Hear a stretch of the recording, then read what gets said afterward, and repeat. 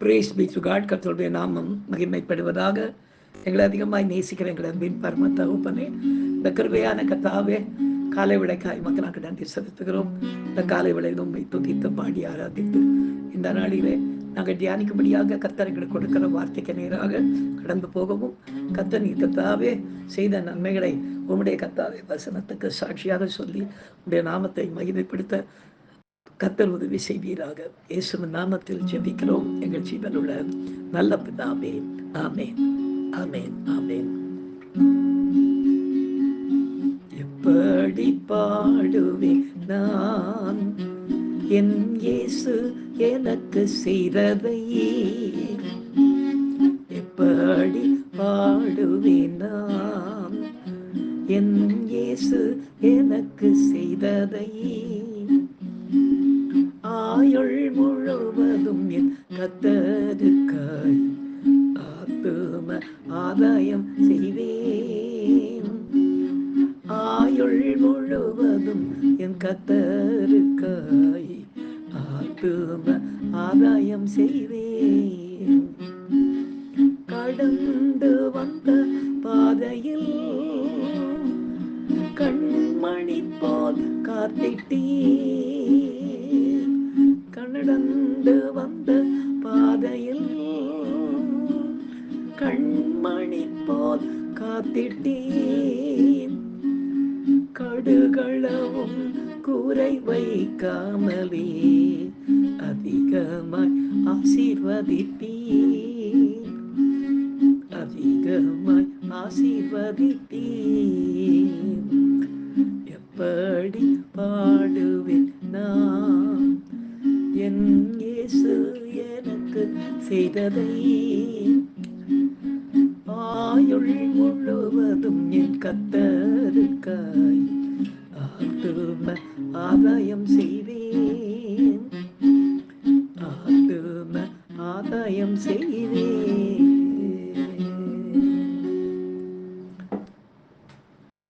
எனக்கு அருமையானவர்களே, இந்த நாளிலே நாம் தியானிக்கும்படியாக கர்த்தர் நமக்கு கொடுக்கிற வார்த்தைக்கு நேராக நாம் கடந்து போகும் பெரியமார்களே எடுத்து வாசிக்கலாம். அப்போஸ்தலனாகிய பவுல் பிலிப்பியருக்கு எழுதிய நிருபம் 3ஆம் அதிகாரம் 11ஆம் வசனத்தை நாம் வாசிக்க கேட்போம். அவருக்காக எல்லாவற்றையும் நஷ்டமென்று விட்டேன், குப்பையுமாக எண்ணுகிறேன் என்று பவுல் எழுதியிருக்கிறதை இன்றைக்கு நாம் வாசிக்கிறோம். பிரியமானவர்களே, கர்த்தராகிய இயேசு பரலோகம் செல்வதற்கு முன்பு தமது சீஷர்களை நோக்கி, நீங்கள் புறப்பட்டு போய் சகல ஜாதிகளையும் சீஷராக்கி பின்பு ஞானஸ்நானம் கொடுங்கள் என்று வேதத்தில் கூறுகிறார்.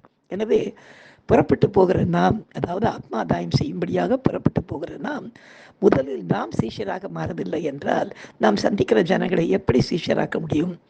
தன்னையும் தனக்குண்டானவைகளையும் ஒருவன் வெறுக்காவிட்டால் அவன் கர்த்தருக்கு சீஷனாக மாற முடியாது என்றல்லவா வேதம் சொல்லுகிறது. எனவே முதலாவது நாம் எல்லாவற்றையும் வெறுக்க வேண்டும் என்று வேதம் எதிர்பார்க்கிறது. பெரிய அறிவாளியாகவும் பணக்காரனாகவும் வாழ்ந்த அப்போஸ்தலனாகிய பவுல் சவுலா இருந்து கிறிஸ்தவர்களை துன்புறுத்தி கொண்ட நாட்களிலே கர்த்தரால் சந்திக்கப்பட்ட போது கிறிஸ்துவை மற்றவர்களுக்கு அறிவிப்பதற்கு முன்பாக கர்த்தரை அறிகிற அறிவின் மேன்மைக்காக தனக்குண்டான எல்லாவற்றையும் நஷ்டமும் குப்பையுமாக உதறி தள்ளியதாகத்தானே பிலிப்பியர்கள் இந்த நிருபத்தில் கூறுகிறார். ஆகவே தாம் இயேசுவை முகமுகமாக மற்ற அப்போஸ்தலர்களைப் போல காணாமல் இருந்தவராக இருந்தாலும் கூட வேதாகமத்தில் பெரிய இடத்தை அவர் பெற்றிருக்கிறார். காரணம், எதையும் நாம் இழக்காமல் சீஷனாகவும் ஆக முடியாது, ஆத்ம ஆதாயமும் செய்ய முடியாது. இதற்கு இந்த வசனத்துக்கு ஒத்த ஒரு காரியத்தை, ஒரு வேடிக்கையான காரியத்தை இன்றைக்கு நான் உங்களுக்கு சாட்சியாக சொல்ல விரும்புகிறேன். இந்த சாட்சியின் மூலமாய் கர்த்தருடைய நாமம் மாத்திரம் மகிமைப்படுவதாக. எனக்கு அருமையானவர்களே, ஊழியத்தினுடைய பார்வையில் வந்தபோது, பேங்க்கில் இருந்தபோது நான் சினிமா ப்ரோக்ராம்ஸ்லாம் பாடிக்கொண்டிருந்ததுனாலே என்னுடைய தோற்றத்தை குறித்து மிகவும் கவனம் உள்ளவனாக இருப்பேன். ஏன்னா ஸ்டேஜ் மேலே பாடணும் பாருங்கள், அதனால் விதவிதமாக ட்ரெஸ் பண்ணுவேன், விதவிதமான காரியங்களை என்னை அலங்கரித்து கொள்வதே ஒரு பெரிய காரியமாய் நான் வைத்து கொண்டிருந்தேன். எனக்கு இயல்பாகவே தேவனுடைய கிருபையினாலே நல்ல சுருட்ட முடியும், சுருட்ட மீசையும் அப்படியெல்லாம் வச்சுருந்தார் ஆண்டவர். அதனால் அப்படியே நான் அந்த ஒரு தோற்றத்தில் ரொம்ப விருப்பம் உள்ளவனாய் நான் இருந்து கொண்டிருந்தேன். கர்த்தருடைய கிருபையினாலே ஊழியத்திற்கு வந்தபோது கர்த்தர் இந்த சிறுமைப்பட்ட ஜனங்களாக இருக்கிற குஷூரிகள், நரிக்குறவர்கள் இவர்கள் மத்தியிலெல்லாம் ஊழியத்தை ஆரம்பித்து கொடுத்தபோது ரொம்ப சந்தோஷமாக அவங்க மத்தியில் போவேன். ஆனால் அவங்க போகும்போது அவங்க கொஞ்சம் கிட்ட வர்றதுக்கு கொஞ்சம் யோசிப்பாங்க. அது என்னன்னு பார்த்தீங்கன்னா, நான் கொஞ்சம் ரொம்ப நீட்டாக ட்ரெஸ் பண்ணிக்கிட்டு இருப்பேன். பேங்க்லேருந்து வெளியே வந்த மாதிரியே இருந்தேன். அப்படி ஒரு நாள் உட்காந்து ஆண்டவர்கிட்ட கேட்டேன், என்னதான் கிட்ட போய் அவங்கள்ட்ட பேசினாலும் கூட கொஞ்சம் தள்ளியே நிற்கிறாங்களே, இது என்ன அப்படின்னு கேட்டேன். அப்போ ஆண்டவர் சொன்னார், உன் தோற்றம் அவங்களுக்கு ஒரு பயத்தை உண்டு பண்ணுதுப்பா. நீ ரொம்ப நீட்டாக காலைல ஷூஸ்லாம் போட்டுக்கிட்டு நீ அவங்கள்ட்ட போய் சுவிசேஷம் சொல்ல போகும்போது அவங்களால ஏற்றுக்கொள்ள முடியல. நீ கொஞ்சம் கொஞ்சம் அவங்க ஜாடையில் மாறினாதான் உனக்கு அவங்க கிட்ட அதுக்கு உங்களுக்கு அவங்ககிட்ட தைரியமாக கிட்ட வருவாங்க, நெருக்கமாக அவங்ககிட்ட பழகுவாங்க. அப்போ தான் அவங்கள ஆதாயம் செய்ய முடியும் அப்படின்னாரு. அப்போ என்ன பண்ணணும்னு அந்த நேரத்தில் நான் எல்லாவற்றையும் வேலையை விட்டுட்டேன், சம்பாத்தியத்தை விட்டுட்டேன், வீட்டை ஆண்டவருக்கு கொடுத்துட்டேன், எல்லாம் முடிஞ்சு போச்சு. இப்போ என்ன வேறு என்ன இருக்குது எனக்கு யோசித்த போது எனக்கு ஆண்டவர் உணர்த்தினார், இல்லை உன்னுடைய தோற்றம் ரொம்ப முக்கியமான காரியமாக இருக்கிறது. நீ ரொம்ப நீட்டாக இருக்கிற, நீ ஒன்று செய். அவங்கள போல கொஞ்சம் தாடி கடியெல்லாம் கொஞ்சம் வளர்த்துக்கினேன் ஒரு மாதிரி. சரி, எனக்கு தாடி வளர்க்க ஆரம்பிச்சேன். தாடி வளர்த்த உடனே என் முடிக்கேற்ற வண்ணமாய் தாடி சுட்ட நல்லா கருப்பாக வளர்ந்ததுனால அது இன்னும் என்னுடைய தோற்றத்தை கொஞ்சம் நல்லா தான் மாற்றி கொடுத்ததே தவிர குறைச்ச மாதிரி எனக்கு தெரியல. அப்போ உட்காந்து யோசிக்க ஆரம்பித்தேன் என்ன பண்ணலான்னு.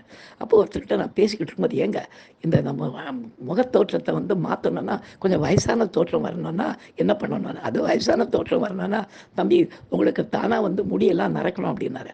ஐயோ, முடி நரைக்கிறவரில் காத்துங்கணும்னா இந்த ஜனங்களெல்லாம் விட்டுட வேண்டியிருக்குமே. இந்த என்னுடைய ஊழிய பாதை ஒரு விலைக்கு சொல்லும்போது அவர் சொன்னார், வேணா ஒன்று செஞ்சு பாருங்கள், கொஞ்சம் தேன் பாட்டில் வாங்கி அந்த தேனை குழைச்சி உங்கள் மீச தாடியிலெல்லாம் பூசின்னு முடிஞ்சா தலையிலும் பூசிக்கின்னு கொஞ்சம் உட்கார்ந்து இருந்துட்டு ஒரு 3 மணி நேரம் அப்படியே ஊற விட்டீங்கன்னா ஒரு 3-4 மாதத்துக்கு அப்புறம் தேன் பட்டா முடி நரைக்கும்னு சொல்லுவாங்க. எனக்கு தெரியாது, பண்ணி பாருங்க அப்படின்னாரு. சரி, எனக்கு ஒரே சந்தோஷம். இப்படியாக ஆத்ம ஆதாயம் செய்யணும்.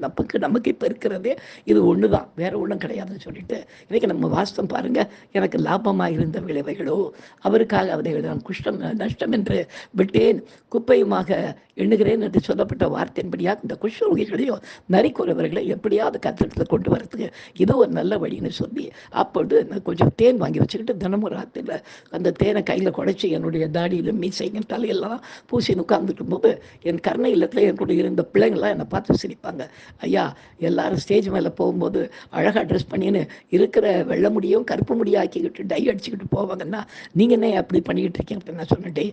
அந்த ஜனங்க என்கிட்ட வரமாட்டேன்றாங்க, அதனால் என்னுடைய தோற்றத்தை நான் கொஞ்சம் மாற்றி கொஞ்சம் வயசான மாதிரி இருந்தால் தாண்டா கிட்ட போக முடியும்னு சொல்லிக்கொண்டே ஒரு கிட்டத்தட்ட மாத கணக்கில் இந்த காரியத்தை நான் தேன் பூசுகிற பழக்கத்தை நான் தொடர்ந்து செய்து கொண்டே இருந்தேன். கர்த்தருடைய பெரிதான கிருபையினாலே கர்த்தர் உண்மையாகவே கர்த்தர் எனக்கு என்னுடைய அந்த சின்ன சீகையை அங்கீகரித்து அந்த நாளில் அங்கங்கே தாடி மீசைலாம் அங்கே விளையா தாடி மீசை வர ஆரம்பிச்சது. எனக்கு ஒரு பயங்கர சந்தோஷம்.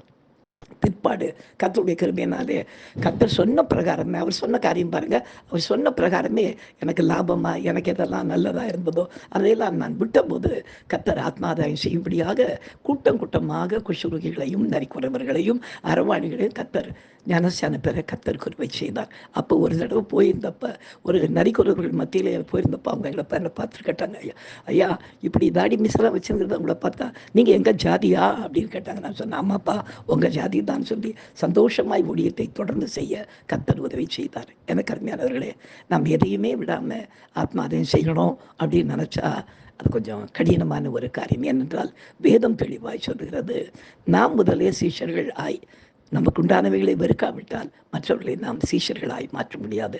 எனவே நமக்கு லாபமாக இருக்கிறவைகள், நமக்கு நல்லதாய் படுகிறவைகளோ அவைகளை கர்த்தருக்காக, கர்த்தருடைய ராஜ்யத்தின் மேன்மைக்காக, அவரை அறிகிற அறிவுக்காக நஷ்டமும் குப்பையுமாய் நாம் தள்ளுவோமே. ஆனால் கர்த்தர் நிச்சயமாய் ஆத்மாதாயம் செய்ய கர்த்தர் நமக்கு உதவி செய்வார். கர்த்தருடைய நாமம் மாத்திரம் இந்த சாட்சியின் மூலமாய் மகிமைப்படுவதாக நாம் ஜெபிக்கலாம். எங்களை அதிகமாய் நேசிக்கிற எங்கள் அன்பின் பரம தகப்பனே, இந்த கிருபையான விளைக்காய் மக்கள் நாங்கள் நன்றி செலுத்துகிறோம், மகிமைப்படுத்துகிறோம் தகப்பனே. இந்த விளையிலும் கூட கர்த்தாவே, அப்பா பசுனாகிய பவுல் சொன்னதை போல நாங்கள் ஊழியத்தினுடைய பாதையிலே முதலாவது நாங்கள் சீஷர்களாய் மாறி எங்களையும் எங்களுக்கு உண்டானவர்களை வெறுத்து பிற்பாடு ஊழியத்தை செய்ய கர்த்தர் உதவி செய்வீராக. இயேசுவின் நாமத்தில் ஜெபிக்கிறோம் எங்கள் ஜீவனுள்ள நல்ல பிதாவே, ஆமேன். ஹல்லேலூயா, ஹல்லேலூயா, ஹல்லேலூயா. God bless you. நாளை தினத்தில் சபையிலே வந்து கர்த்தரை நாம் ஆராதிப்போம் பிரியமானவர்களே.